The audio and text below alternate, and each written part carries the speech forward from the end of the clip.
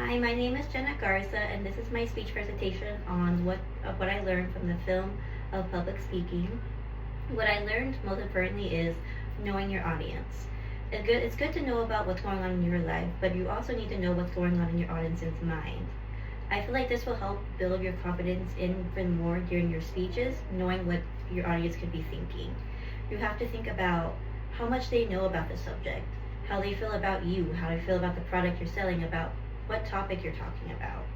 It's going to be giving you what their attitude is going to be like.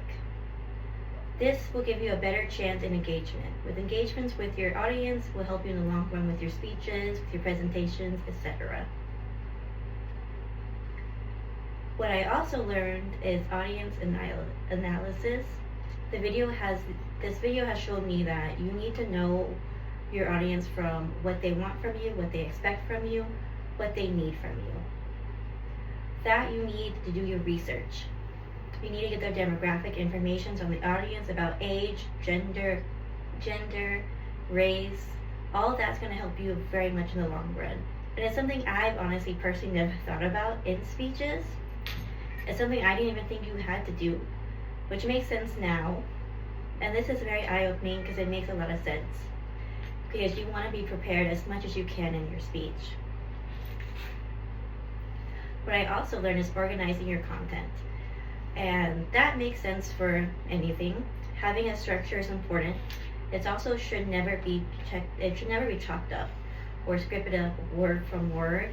It should just be a nice, easy flow. This is a balance that I fear everyone has a struggle with.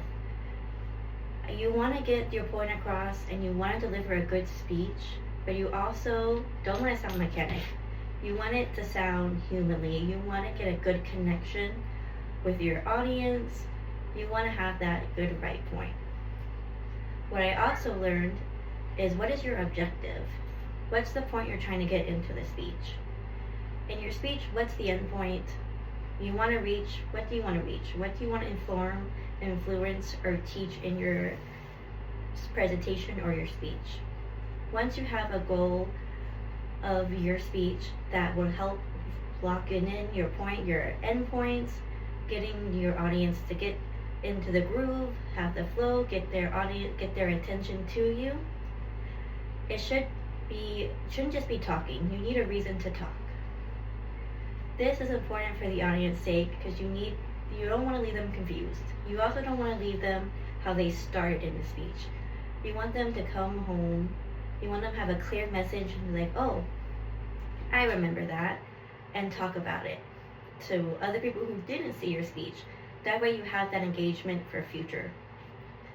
Like how I'm basically informing you about what I learned in this film, and a little bit of influencing. That way you can give me a good grade, hopefully. What I also learned is about the diamond format.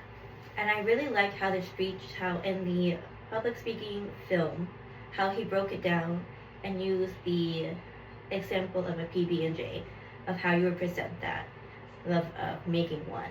It's a simple thing, yes, but the way you can add it up, yes, at the beginning, yes, you start with bread, you get the right jelly, you get the right peanut butter, and you just make it into there. But it has a consistency where I could see it, I could visualize it, where it makes sense in my brain. And it makes sense in my way of thinking. And it really did help me. Yes, every speech needs a beginning, middle, and end. But the way he explained it to me was clear what I can understand. It also doesn't need to just be cut and dry. You can add little things in there. Like he said, oh, you can add peanut butter, but Jeff's brand, or jams. Like you can list out what kind of jams to use. And that way you still don't lose the format of the speech, but it still works. What I also learned is starting off with a bang. Having a good starting, big, amazing, open statement. Something strong and exciting that will catch the attention of your audience. And I agree with this because having a great opening leads to a great successful into your speech. You got their attention, but another thing that I also learned is keeping that momentum and keeping their attention. And in this film, I did learn a really good thing about that. Is keeping your audience influence. Like I stated, you don't want them to look at the same in this film. They stated you don't want them to look at the same in the beginning of at the end of the speech as they did in the beginning. You want to keep them hooked. You want to keep them going, and you want them to have the attention. The film should also say that every bit of new information should still build up from the old information that you were talking about in the beginning of the speech, which I believe this is true. You should have a complete circle that all comes together at the end. And content delivery. It was something I really did resonate. I feel like I did know this for a while, but again, in the film, it's just ways that they said it that makes more sense to me. The film says that facts tell the stories. Facts tell, the stories sell.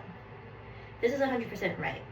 Yes, because having all the facts is key, but it's the way you present it, the way you say it, that is important. Using your personal beliefs, experiences to build up your story is a great way to get an honest and genuine connection that you want to have a lasting impact on them. You want them to go home, think about, oh, that is something I related to.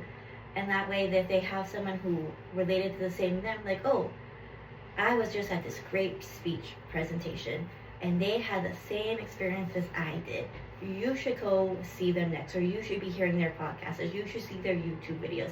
That brings engagement, future engagement into you. People nowadays, they want something real. They want a real connection. They are so sick of celebrities. They're so sick of just fake news, honestly. So the more that way they feel is just, they crave something of an average Joe kind of vibe. Someone that can share their same similar situations and makes them at the end of the day feel better. Emotionals are actually a really good key. Hitting good emotions into your speech will be adding a level of depthness that you would need. In conclusion, what I learned from this was very helpful and very eye-opening. I guess I never realized what impact went into public speaking. Yes, I knew people practice, and that's part of always what I thought they just winged it half the time. As how they made it seem so easy and flow, and now I understand why. It also gives me a sense of what I'm looking for and what I need to do for people who are listening to my speeches, or when I'm giving out my own speeches, and what I can apply to that. One thing that sticks to me in this film is when they move, but they say move with a purpose. As for me, I'm a very visual learner, and I get that.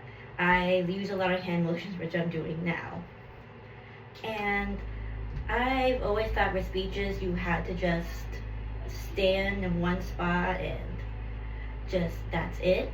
But as long as you move with a purpose of your movement, it's fine. And that gave me a lot of relief. And back in high school, I did a lot of theater. And I feel like in reading scripts, but not only do you have to read the script, you have to build the character. You have to research the character. You have to become it. You have to channel it. And I believe that experience there gave me what I needed to have the knowledge and apply into my speeches and into this class. And even my career path in the future, I can see how this will help me getting forward as becoming a teacher. I'm gonna have to speak to my students. I'm gonna have to show them how to do this. And this is a great stepping stone for this. So thank you.